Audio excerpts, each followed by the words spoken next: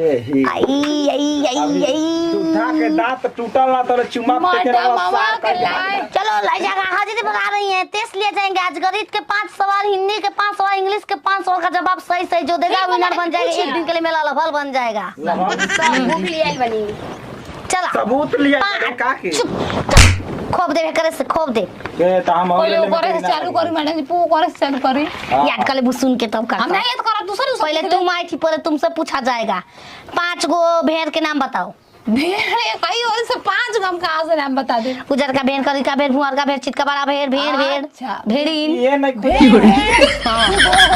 भेड़ भेड़ उजर का भेड़ करिया भेड़ भुअर का भेड़ चितका बड़ा भेड़ अच्छा हम बता देनी इमली के 5 गो बुट्टा कैसे होला है इमली का कहीं में रहेला कैसे? कभी अलगा अलगा कर देवे बड़ी बिया तेज रहेला लगती है तुम्हारे हाथ में चूड़ियां कितनी हैं गिनले नहीं मैडम जी क्यों नहीं गिनती हो बिना गिनले पहन बिना गिनले पहन लेती हो